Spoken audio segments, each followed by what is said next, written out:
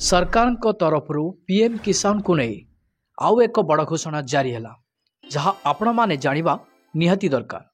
तेबे वीडियो आरंभ करने पूर्व मुझे कहबी वीडियो को लाइक करी चैनल को सब्सक्राइब करी नथिले चैनल को सब्सक्राइब करी पाखरे थिबा बेल आइकन को क्लिक कर दियंतु। तो चलंतु आजिका डेट रे पीएम किसान को नहीं कौन नुआ अपडेट रही सरकार तरफ यार संपूर्ण सूचना जानिबा। सेथिपाई आपण वीडियो को स्किप न करी शेष पर्यंत देखंतु जहाँ फल पीएम किसान को नहीं सरकार तरफ कौन नुआ अपडेट रही ताहा आपण जानिपारिबे बुझीपारिबे। समस्त कृषक बंधु माने आपण जानिथिबे 18तम किस्ती सरकार तरफ जहाँकि आपणकर अक्टोबर 5 तारिख रे आपण को मिलिथिला। एबे भी बहुत कृषक बंधु माने अछंती जहाँकि पीएम किसान रे से माने पंजीकृत करि नाहंती।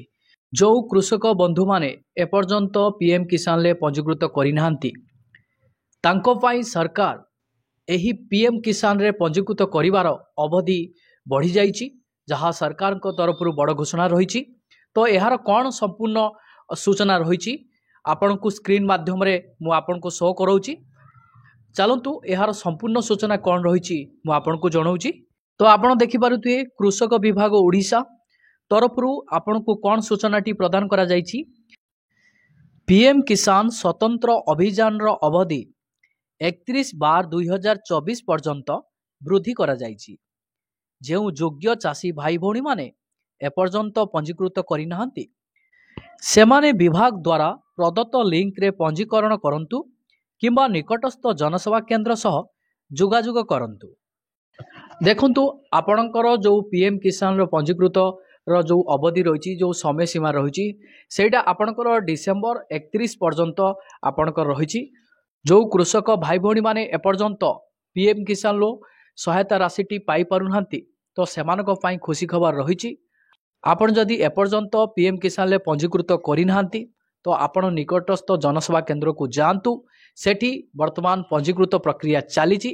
आपण समस्त डॉक्यूमेंट्स जेमिति आपणकर आधार कार्ड रही ता सहित आपणकर जमीर कागज पत्र ता सहित आपणकर बैंक पासबुक ता सहित आपणकर पासपोर्ट साइज फोटो नहीं आपण तुरंत जनसेवा केंद्र रे पहुंचंतु जहाँ फल आपण एही प्रक्रियाटी को बा एही पंजीकृत प्रक्रियाटी को आपण समाधान करि परिबे। समस्त कृषक भाई मानक मनरे गोटे प्रश्न आसुथबो जे एही पीएम किसान योजना रे को चाषी माने अंतर्भुक्त हेई परिबे। तो चलंतु आपणकर जो द्वंद्व रही आपणक मन भितरे जो को चाषी माने एथिरे पंजीकृत करि परिबे ता नै मु आपण को जणाउची। जहाँकि आपणकर रही ग्रामांचल और सहरांचल समस्त वर्गर भूमिधारी जेमिति कि आपणकर क्षुद्र नाममात्रा मध्यम और बृहत चाषी एही प्रक्रिया रे शामिल हेई परिबे। ओडिशार समस्त कृषक भाई भौणी मानक पई सरकार तरफ आउ गोटे नुआ अपडेट रही। जदि आपण पीएम किसान ले पंजीकृत करिसंती किंतु आपणकर पीएम किसान टंकाटी आपणक बैंक अकाउंट को आसी पारु नै तो एहा नै आपणकर समस्या रही। सेथिपाई आपण कौन करिया पई पड़िबो ना निजर बैंक अकाउंट सहित एनपीसीआई अधीन रे आधार लिंक करंतु। निजर जमी जमा संबंधी तथ्य कृषक ओडिशा पोर्टाल ले अपडेट करंतु। ता सहित आपणकर पीएम किसान पोर्टाल ले आपणकर जो रही एही जो पोर्टालटी आपण ब्लू कलर रे देखुचंती सेही पोर्टाल ले जाई आपणकर ई-केवाईसी टी को आपण संपूर्ण करि परिबे। आपण घरे बसी निजर मोबाइल माध्यम रे भी ए कार्यटी को संपादन करि परिबे।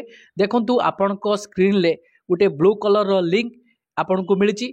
आपण से लिंक पर क्लिक करी सीधा सड़क किसान पोर्टाल ले पहुंची आपण ई-केवाईसी अपडेट करि परिबे।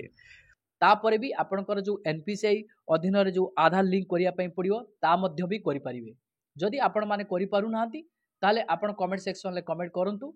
एहा पई मु स्वतंत्र वीडियो नै आसीबी जहाँ फल आपण से वीडियो को फॉलो करी घरे बसिक आपण ए सब प्रक्रिया को संपादन करि परिबे। वीडियो शेष करबा पूर्व मु आपण मानकु कहबी वीडियो को आपण गोटे गोटे लाइक करी चैनल को सब्सक्राइब करि नथिले चैनल को सब्सक्राइब करी पाखरे थिबा बेल आइकन को क्लिक करि दियंतु। पुणी आपण को सहित देखा सरकार नुआ एक अपडेट रे। जय जगन्नाथ।